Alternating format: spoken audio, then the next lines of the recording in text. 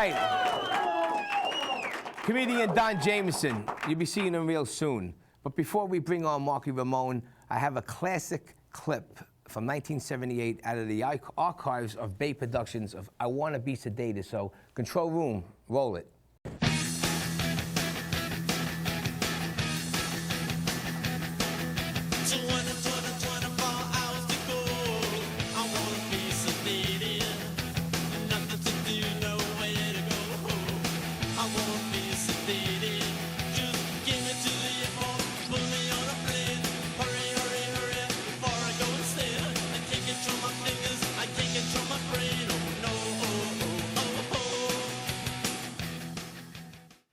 All right, the Ramones. Long live the Ramones.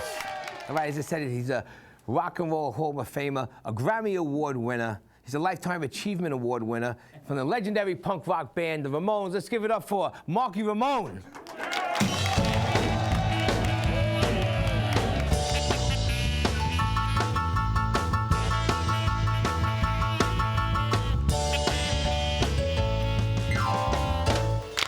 How's it going? Lifetime Achievement Award winner. I'm alive. There you go. How are you? Doing all right, Marky. Good. Thank you so much for coming down, You got buddy. it. Had a long trip from Brooklyn or no? No, it was good. It was just a long trip from Europe. Yeah, tell everybody where you were last night. I just got back from Spain, France, and Italy. So you get the jet lag, you know? So I haven't slept for about 24 hours or something like that, you know? Now, you're originally from Brooklyn. Where did you grow up? Flatbush. I went to Erasmus. Oh, near the Flatbush Theater or no? Near the Lois Kings, around there. Okay, yeah. But I hardly went to school, so in order to get the diploma, I went to summer school, night school. So that was 2 months. So I finished high school in 6 months. I goofed off for 10, but you know. Well, at least you got your diploma, right? Yeah. My father wanted the diploma on the wall and the frame, you know. So. Now, your first original band you were in high school with, called Dust, right? Yeah. One of the first heavy metal bands in America. Talk about that. Well, we were kids. There were gangs. We didn't want to fight. We wanted to just use the positive thing towards playing. So we formed a group, three-piece band, and there was no heavy metal in America. England, Europe was about a year ahead of us. So Black Sabbath solidified it, and we already wrote the first Dust album before the Black Sabbath album came out. Mm-hmm. But there were elements of metal like Blue Cheer and Steppenwolf and Mountain, but Dust was purely heavy metal. And then because we were naive and young and still in high school, and my father going like that to me, you better finish, we broke up, and my guitar player went on to produce the first two Kiss albums. Yeah. Who was that? That was Richie Weiss, right? Yeah. Yeah, well, he played guitar for the band, didn't he? Oh, yeah. And now talk about Neil Bogart. He's the one, it was Buddha Records, right? Buddha, Kama Sutra, then Casablanca. Yes. So he signed us up, and that was it. We started touring at Alice Cooper, and you name it. And then, like I said, I had to finish summer school and night school. So I had to study for tests, so I really couldn't, tour anymore. Yeah, there was a lot of things I didn't know about you when I started reading the book, because I used to go skim through books. So I got to read it from the beginning. A lot of interesting stuff. Very, very educational. Yeah. And once I saw Neil Bogart, he turned out to Casablanca Records. Yeah. What was it? He offered you a 2-record deal? It was a 2-record deal for Dust. Okay. Which we did record. Yeah, the self-titled album Dust, and then and then Heart Attack. Yeah. And that was it. Now your band didn't officially break up. What actually happened? Everyone went their own ways, or what? Well, Richie went on to produce. Kenny went on to play with Stories, who did Brother Louie. Louie. Kenny Ormstein. Great bass player.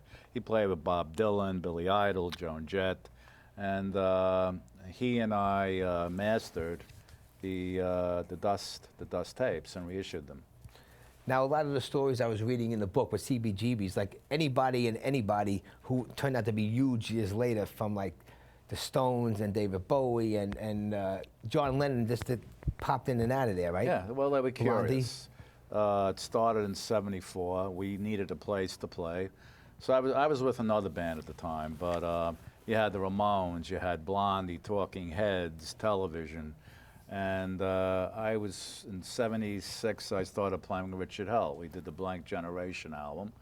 And then Tommy, for some reason, didn't want to tour anymore. Tommy Ramone, who was playing the drums. And then he asked me to join the Ramones, and that's how I got to do Road to Ruin.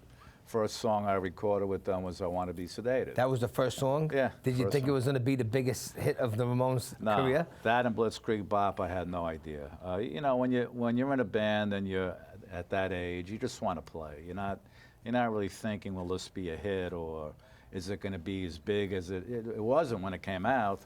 A lot of people didn't want to play it because of, I guess, obviously a reference to being sedated. So now they're playing them more than ever, obviously, but that's what was happening at the time. Well, a lot of the Ramones songs, I mean, I've been a Ramone fan from not when you first started, but 1979 with Rock and Roll High School, but we'll get into that in a little while. The first album was great because it was different. Yeah. The Rocket to Russia was great because they were maturing. Yes. And they were touring more, so they learned a lot more from that. And then Road to Ruin came out, and then the Phil Spector album came out, and we did what we could do. We did Rock and Roll High School, Rock and Roll Radio, and if it became a hit, great. But we always wanted to work with Phil Spector, and he loved the Ramones, and we always loved his wall of sound with the Ronettes and the Righteous Brothers and the Crystals and John Lennon, George Harrison. So it was a good combination of two walls of sound. Let me get a camera shot of some of these records. This is Marky's first album he played with the Ramones with the hit song I Want to Be Sedated. This is Road to Ruin. Then the next one was End of the Century. This was a great record. But as these records go on, you can hear the different changes and the maturity, but every one is great in their own way. A bunch of great songs. This is Pleasant Dreams. That's one of my favorites. This is 1981. We Want the Airwaves. KKK Took My Baby Away.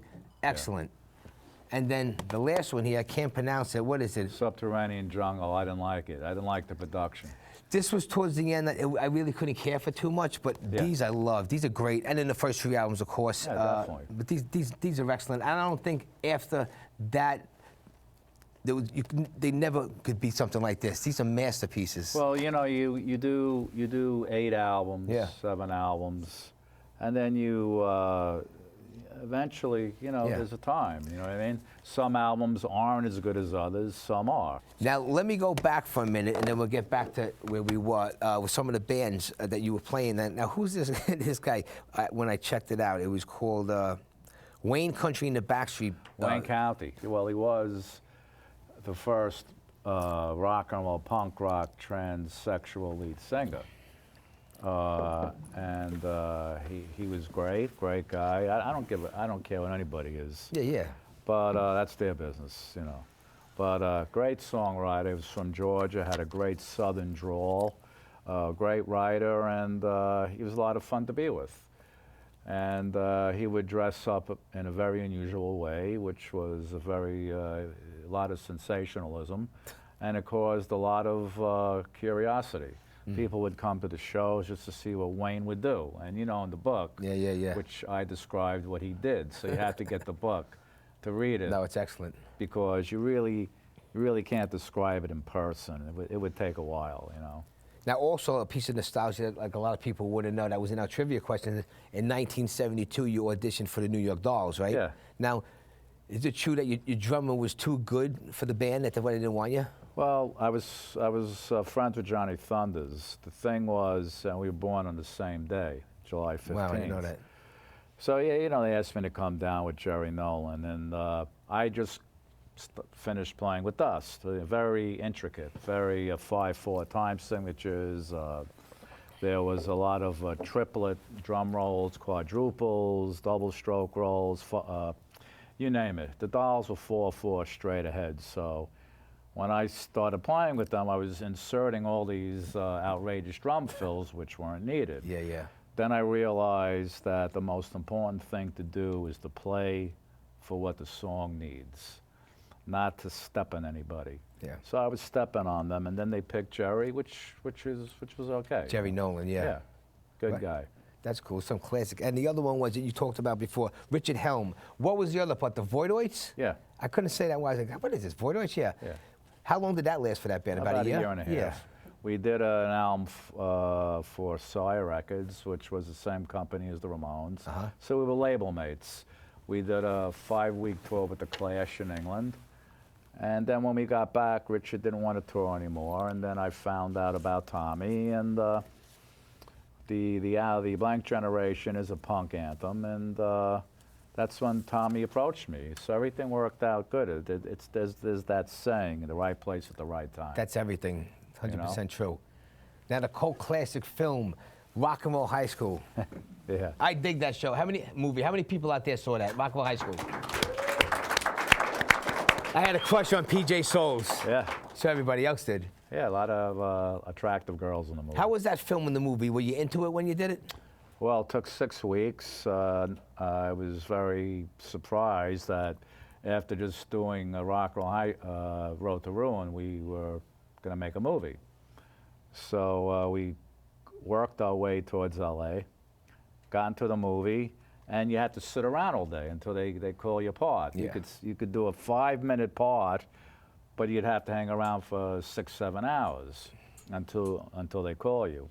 So you learn a lot about how movies are made with the director and the other actors and how things work out, you know. So, yeah, it was an experience. Yeah, because a lot of parts, and I watched it recently, like when you were playing it, I want to have something to do in the car. Yeah, How many takes the you do limo. that with? I mean, did they make you keep doing it over to play it to the T, or was it just pretty much supposed to be like a goof? Los Angeles, 6 o'clock in the morning. It was that early? Downtown LA, that's when you have to be at the set, for that day. So it's a very famous DJ driving us from Los Angeles named Rodney Binghamheimer. He's the driver. We get out in front of the theater, which really wasn't the theater that we played in. It was just the front of it. That's Hollywood for you. So you got all these luncheonettes and delis open, and you're smelling the eggs and bacon cooking. People are stopping in the streets, going, "What the hell's going on here? Who are these guys? They look like aliens that just landed." And we get out of the car and we're dancing to the track of "I Want to Have Something to Do," but we had to do it about 3 or 4 times. Yeah. So you have to go around the block again, come back again, and do the same thing. So it wasn't that was definitely an unusual part of the movie. Mm-hmm. To do. That's as they say, cult classic, like Thank the you. Warriors, cult classic. Yeah, Right? definitely, yeah. Now, the first time I saw the Ramones on Staten Island was 1980 at the Paramount Theater, like we were talking. Okay. And I remember the line was down the block, and then you guys were in the fire escape hanging out. It was like, wow, look at this. We were kids. And I just moved from Brooklyn that year to Staten Island, so we took the train, we came down here. But that was an amazing concert. I snuck second row, and I took a bunch of pictures, and I still got Dee Dee Ramone's guitar pick. Keep it. I got it. It's in a frame. Yeah. I have a picture of actually with you and him in it. I was going to bring it, but I'll get you at the chiller. You could sign it. Oh, you got it. I didn't want to bother you with all that stuff. And then Right. the year later was the St. George Theater. It's a funny story. I got to tell Marky this. It was snowing that day. It was January 2nd, 1981, and I was running late to get the train. And I didn't want to be late because it was first come, first serve, general admission. So I'm running across the street on Amboy Road. It was snowing, and I knew the train was coming. I heard it, and then I made this guy skid and crash. He went up on this guy's lawn, and it was stuck up there. So then I stopped. He looked. He was cursing me. I was like, "I see you later." And I ran, and I made the train, and I got to the Ramones concert, and I think it was like 3rd or 4th row again for that one. It was our fault. Oh, that was just the love of rock and roll. But yeah, man. And then the Dr. Pepper festivals we saw you. Yeah, that was good. Those are great. Yeah, that was good. So now, towards the end, before you left the band the first time with this album, talk about it. You mentioned it in your book, Fast. Well, at that point, in '83, that really set it off. I was so pissed off about the production, hearing the playback in the studio. I started hitting the bottle, and I wanted to get out of my misery, So it was getting to a point where I was doing a little bit too much. So it was time to they asked me to leave, which was the best thing that ever happened to me. Dee Dee had his problems, Joey had his problems, but if I didn't stop, I could have, killed somebody in a car accident, or my health could have deteriorated. So I went away. I realized, what's more important, drinking too much or following your dream. Exactly. So that's what I decided to do, was just to clean up, go away, and for 4 years, that's what I did. And that's the American dream right there. A lot of people can't say that. And he's been clean ever since. I don't care who knows if I can help somebody. Yeah, it's in your book. That's what I care about, because people helped me when I was in the rehab. It's all in the book. That's everything. I mean, you have to be honest, face your problems. Listen, it's better than lying. Well, sometimes you got to let it out. You know what I mean? And along the way, if you can help somebody, if they like you playing, or they like the band you're in, and they're a little screwed up, and if they can go on the right track, good. Listen, a lot of my friends, me too. We all were tied up with things. Only the strong survive, and the ones with the good families and with the goodwill to semi-stay straight. Listen, everybody ain't angels, but there's a time and place for things, I believe, and it's your choice whether you want to clean up or not clean up. Right. I'm not a preacher. Yeah. If you want to do what you want to do, you do it. That's it. I know if I drink during the weekend, I won't drink during the week. And then it's like I'm not even like a drinker. I'm a social drinker. Yeah. But I was a periodic. I never drank before I played. Never got high before I played. So it was the partying afterwards, Yeah, well, that's. I don't regret anything. Definitely don't regret anything. But you got to know when, in the end, Jack Daniels is the one that stays alive. I love Jack. I know, everybody else just either gets screwed up or whatever. Now, okay, let me get into this. Our good friend, and I got something here for you. First time I saw the Ramones on TV was Uncle Floyd show. I was a big fan of Uncle Floyd. We loved him. Uncle Floyd, you remember Uncle Floyd, right? Yeah. We would have rather been an Uncle Floyd than like the David Lettermans or Jay Leno's. But even though we were on those shows, but we also liked a guy you liked too, Joe Franklin. Yeah, Joe Franklin, exactly. That's the other one I saw you on. Yeah, me and Joey loved him. We'd go on there, do interviews with him. He was knowledgeable, very knowledgeable about show business, everything. He was the king of nostalgia. Like, you can't say he's Johnny Carson, but Johnny Carson ain't Joe Franklin, and Joe Franklin ain't Johnny Carson. But Joe Franklin could answer any question underneath the table with anybody in the studio from any kind of music or entertainment trivia. That's why we liked him. Yeah. But I got something, because when he was here, he was sitting in this not the Zach seat, but he was right there, Joe Franklin, and I asked him about music, and then he mentioned the Ramones. I got a fast clip here to show you guys when Joe Franklin talks about the Ramones. Fast. It's about 45 seconds. Control room, roll. Now, Joe, listen, I've been the drummer in the music business for like more than half my life. Who are your best and your favorite groups that came on the show? Well, I gave the first exposure ever to New Kids on the Block. Yeah? One of my classic shows. Anybody remember my show with Jay Giles Band? Yeah, that I remember. They were sensational. They were in town for one day. David Letterman offered them $75,000. They said, no, we want to go on a Joe Franklin show because we like Joe. So they were on, that was one of my classics. I gave the first exposure. If you name any group, I probably had them on first. You know what my favorite was? The Ramones. Oh, I love the Ramones. How many left? There's only, well, the original drummer, Tommy, who left the band earlier, prior to 75, Marky Ramone's still living. Right. And he's going to be on the show. I told you, he said hello. Let me know. Oh, I want to watch that day. No, I definitely will. I remember. That's it. Joe Franklin, long live the king. So I got to say something. You are like Joe Franklin to me.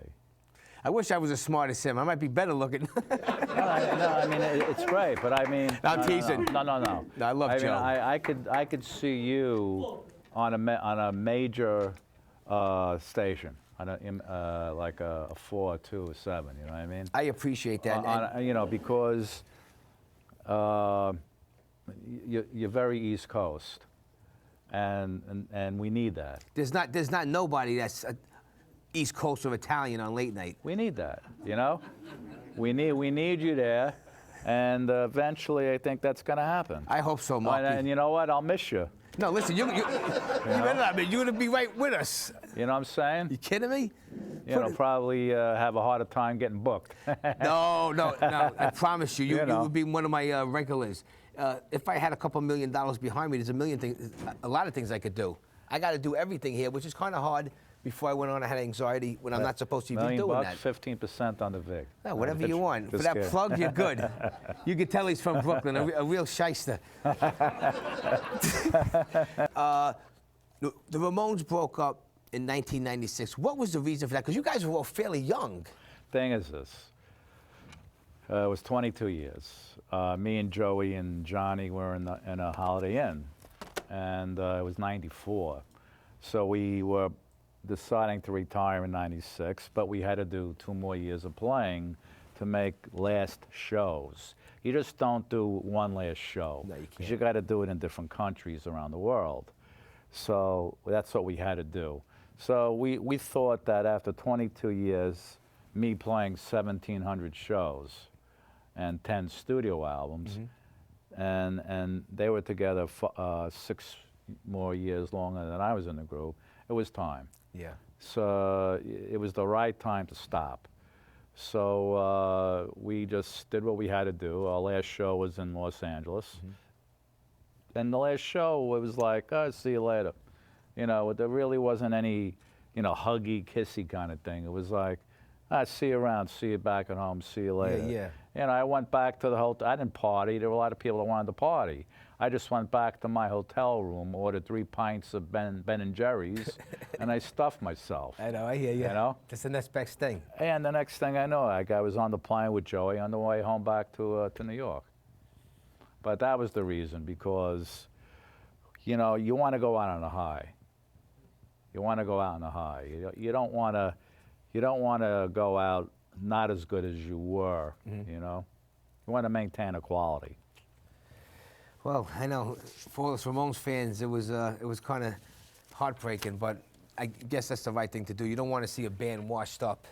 Well, yeah. I mean, that's what we thought. I don't know anybody else thought, but I think to this day that if they didn't succumb to cancer, we might have had a reunion. Definitely. I definitely think everybody else is doing it.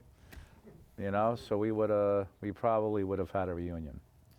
Now, in 2001, the Ramones were inducted in the Rock and Roll Hall of Fame. That must have been great, right? I think that was 2002. Yeah. Oh, yeah? Well, that's what the Wikimedia said. I apologize. Wikimedia, okay. Terrible. 2002.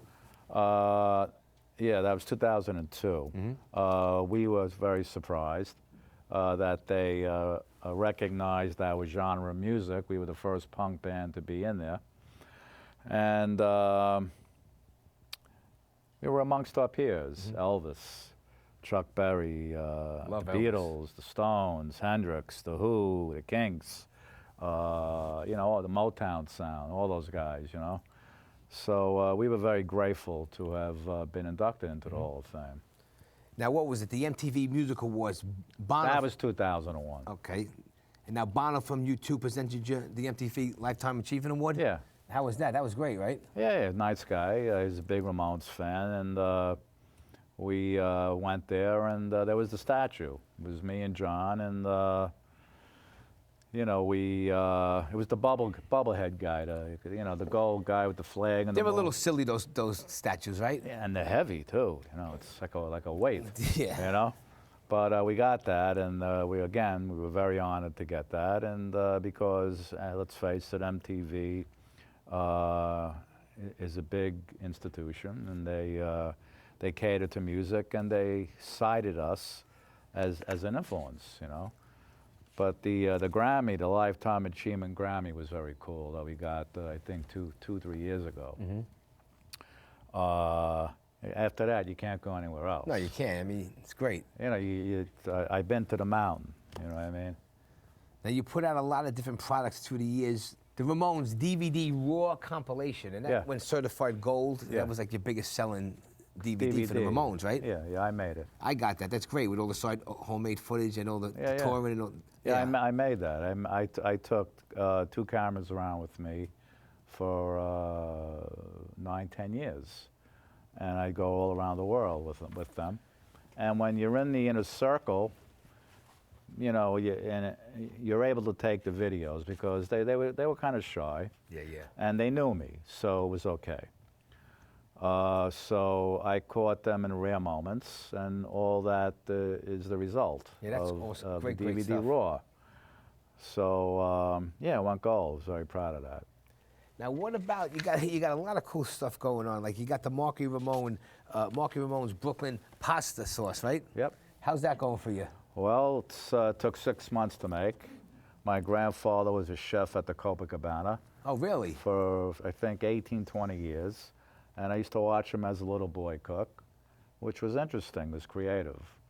And then when I had to move out of my parents' house, the cheapest thing for me to make was a nice tomato sauce and spaghetti. And I liked it hot or cold, you know. So I was approached to do this a couple of years ago, and that's how I did it. How long you let your sauce simmer for? I would say 3 to 4 minutes. No. 3 to 4 minutes. No, I mean if you make it by scratch, do you do like the 3, 4, 5 hours like the old Italians? Let it sit in, you know, on a low flame. It depends what you put in it. Depends what ingredients you have in it.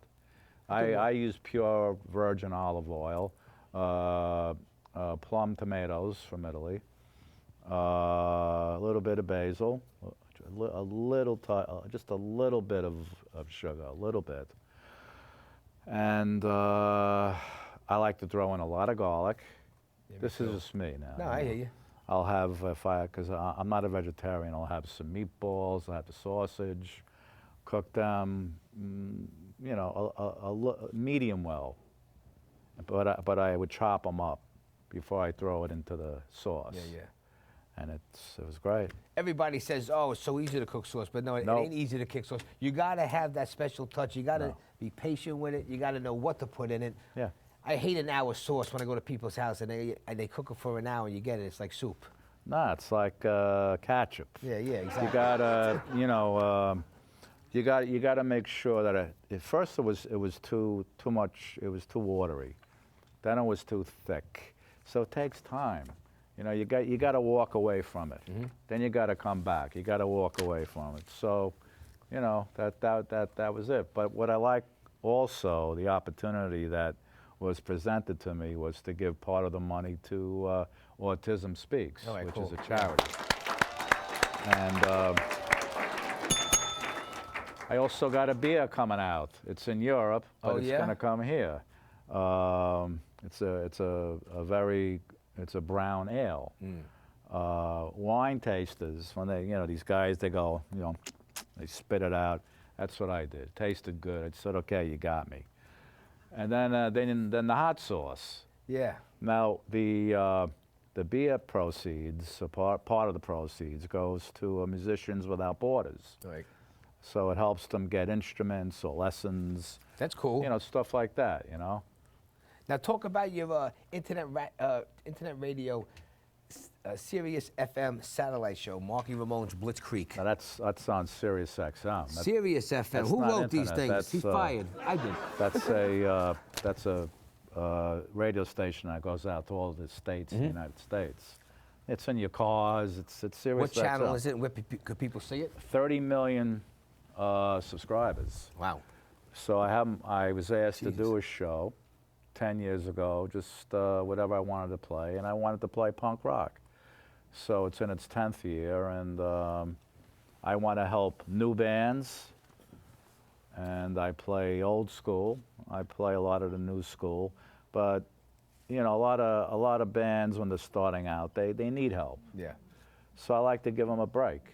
If I like the production and the lyrical content of the song and the groove of the music, I'll give them a shot, you know. Now, where could people? What's the channel? What times and what days? 41 Faction. It's called Faction, and it's on Channel 41. It's on Wednesday, 8 o'clock at night. All right. And then there's a show on Friday and Saturday. So it's on 3 times a week, 3 hours, 3 hours. Tune in to Marky Ramone's Yeah. Blitz Creek. Now, I want to know if this is serious or if it's a goof. The phone swatter. What about it? I love it. Oh, thank you. Me too.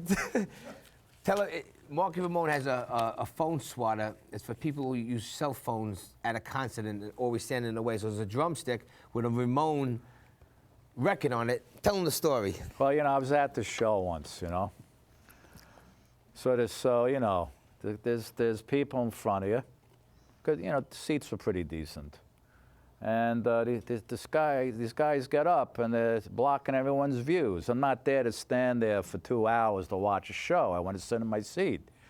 So then the guy puts his girlfriend on his shoulders. So I think I decided, this is all in humor, good humor, to make a phone swatter. So we made a video. So these people are watching the show. I'm sitting behind them. I get up and I swat the phone out of their hand. So that came because I was just a little pissed off when I see that happening, because then everybody has to stand.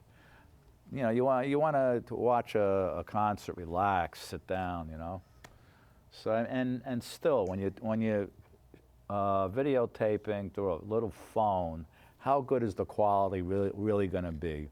The sound's going to suck because it's not a great mic, but each to his own. Yeah, everybody does it. They like to do it. It was really just comedy, each to his own. I mean, just don't do it in front of me. It's so hard today with the friggin' social media. I mean, you can't even. So remember back in the day, people used to bootleg cameras or the big cameras or the video camera. You get caught, you get thrown out, you get arrested, and like they were able to prohibit it back in the day, but now they can't do nothing. What are they going to take everybody's cell phone? You can't do anything anymore.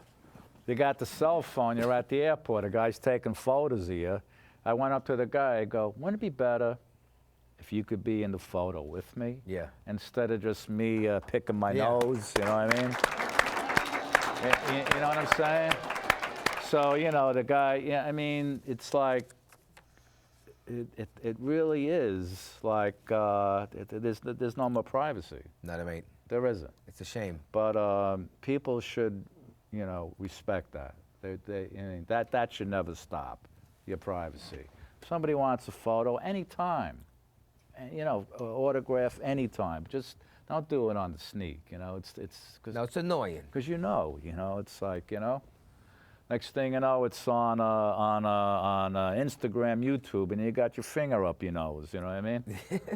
So it's like it's kind of weird. Now listen, that's almost your time, Marky. Now you're still currently playing with Marky Ramone's Blitz Creek. Yes. You're touring with them currently, right? All around the world.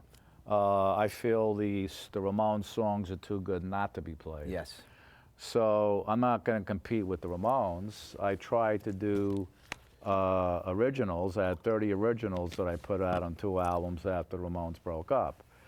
But the older and new generation want to hear the Ramones songs. Yeah, 1000%. So I put a great band together, and that's what I do. That's what I still enjoy. As long as the body permits, I'll continue. If not, I'll just stop. Now, what are your plans for the future? What's up for Marky Ramone?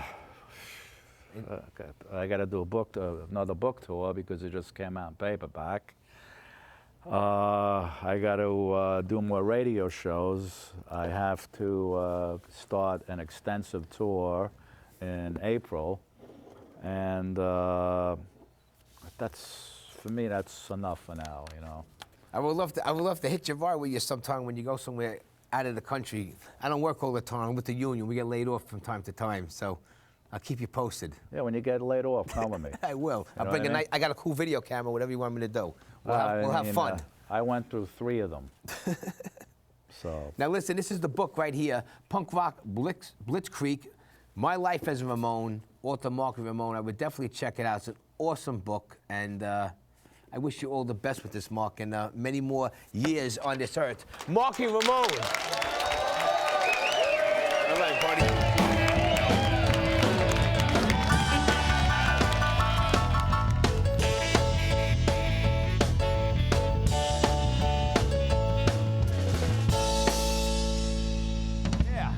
Tony Trainer, Marky, thank you so much, brother. Marky Ramone again.